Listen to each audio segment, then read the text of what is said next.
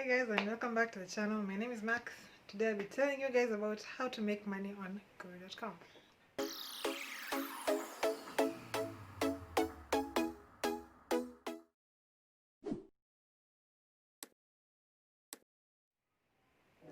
Before I begin, if you haven't subscribed to our videos yet, please consider subscribing. If you've watched any of our videos, if you watched this video, consider leaving a like or a comment because it helps us grow our channel. Thank you to everyone who's viewed or subscribed so far.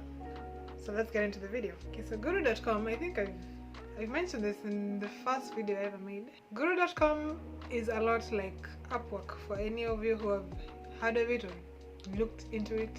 When you open an account on Guru, a freelancer account, what happens is you build a profile. In your profile, you basically say what services you're offering and the cost for those services.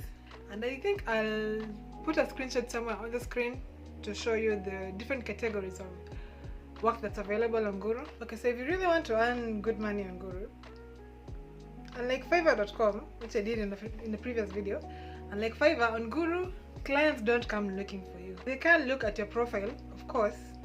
Sometimes clients do such profiles and they send invitations to freelancers whose profile they like.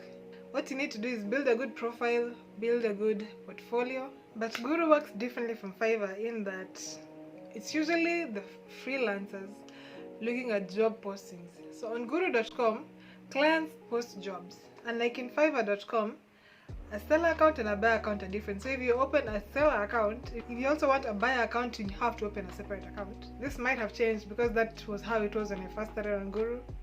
I opened two separate accounts even though I never actually used the buyer account. Also differently from Fiverr, Guru has a limit. For every month, you're only allowed to send about 10 different quotes for 10 different jobs. They do have a membership where if you pay, you get to have more benefits like being able to send more quotes for jobs. The hardest part about Guru.com is getting accepted for a job because the jobs are a lot, but they're still somewhat limited and there are so many freelancers on there depending on your category, but for most categories, I think there are already a lot of freelancers. If you really want to make Guru work for you, what you need to do is, if you don't plan to purchase a membership, you have a limited amount of quotes that you can send per month. I believe they renew at the end of every month, but for every month you only get to send 10 different quotes for 10 different jobs. So what I used to do, I would go to the site and search the jobs in my category at least 2 or 3 times a month. I would not use all the quotes at once. I find all the job listings that I can, and if I think it's something I know I can do, I send a quote for that job. But if it's not something I think I can do, I leave it be for the time being, just in case something better comes along. Because if you waste all those credits, a month can go by and you get no job. Or the seller contacts you to ask for more information. It turns out that the job is out of your scope and you end up turning down the offer.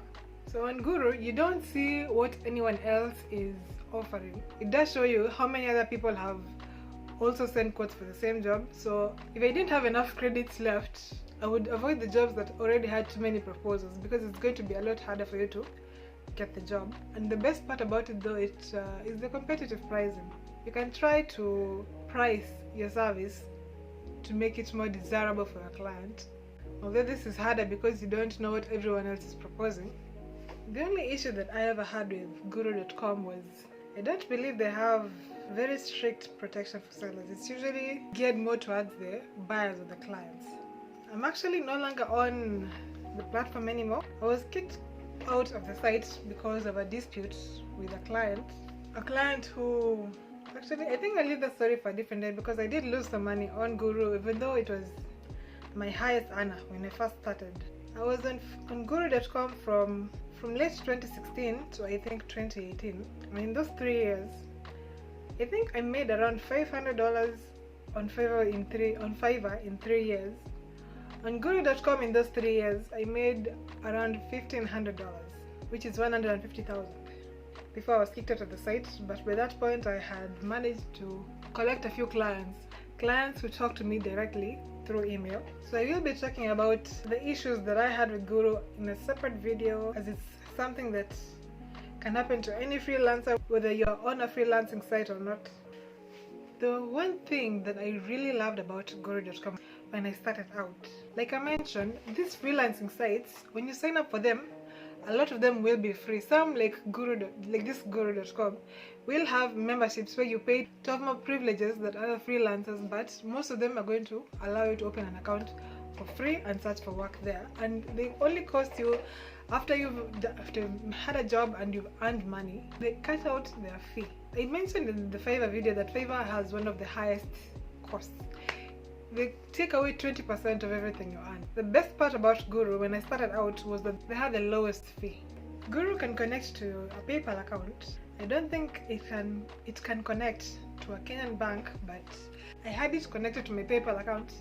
There are no restrictions in withdrawing your money. As long as you earn your money, you can place for withdrawal immediately, and I believe it came immediately. There were no delays as far as I remember, as compared to Fiverr, which takes 2 whole weeks to process your payments.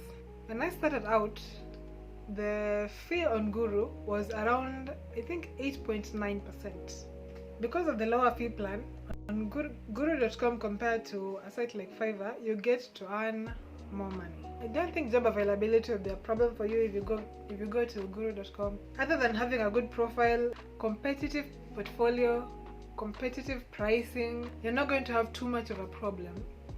I believe I only took on 3 jobs on Guru.com, although I did have other clients who offered me jobs that I was unable to do. So I only had 3 clients, but those 3 clients earned me a lot of money, because as long as you please your clients, they will come back for more work. And that's basically what you have to keep in mind if you want to really make it big as a freelancer. You have to please your clients to encourage them to come back for more work from you. So Guru does have a lot of high-paying jobs available. I do encourage you, just go look at the site. Even if you don't plan to do anything, I'll put a link in the description directly to the website, so you can just look at it yourself, see the jobs available, see the different categories of services, and decide if there's anything there that you think you can manage. It really won't cost you a lot of time. At most it will take a few minutes out of your day, and even if you don't get a job there immediately, you do have a chance of eventually getting a job there. And if it's a side hustle, getting that job at an unexpected moment is going to be something good for you. So that's really all there is to Guru.com. You just have to be very careful when you're on the site. They do have something like an escrow account. That is an account where the site hold money for you after a buyer makes an order, and the money is released to you after you complete the work. It's called, I believe on Guru it's called SafePay.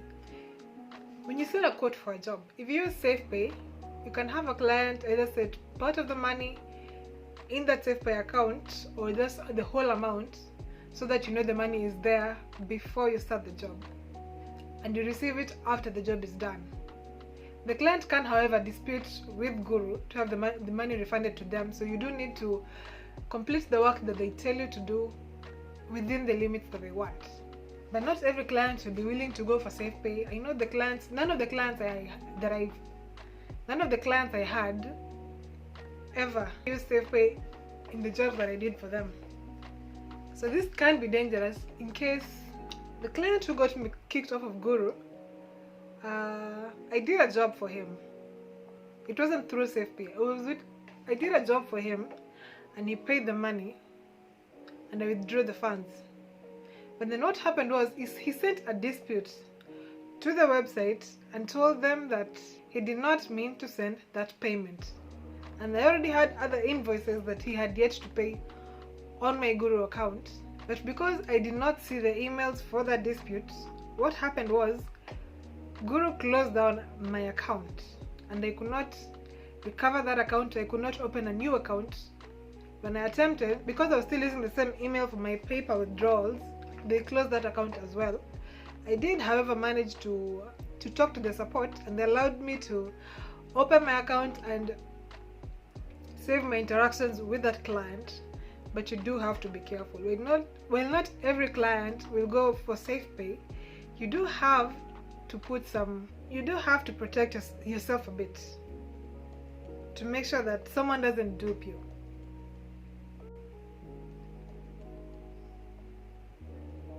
So this is something to be careful about when freelancing, but especially on accounts like Guru, where they don't have this protection, like Fiverr, where an order has to be paid for before it starts, and the money is held by Fiverr until the job is completed. And that is the end of the video. I do plan to talk more about the issues that I met as a freelancer on Fiverr and on other platforms after I'm done with the money series, just as a cautionary tale, so you can be careful when you start out. There isn't really much more I can say about Guru. If there's anything that I missed out, I'll leave it in the description. Any important links, I'll also leave them there. If you haven't subscribed yet, please consider subscribing. Consider leaving a like or a comment if you want to know more about guru.com or about me and my freelancing jobs. I'll be talking about PPH in the next video, and after that there's only one last video about the freelancing accounts, but I do have more content prepared for you if you want to learn ways how you can make money online. I plan to make shorter content and post those on Thursday for jobs that I know of that I didn't particularly try, didn't really work for me too much, but that can help you with earn a bit of money here and there. So look out for that, and don't forget to subscribe. I'll see you guys in the next video.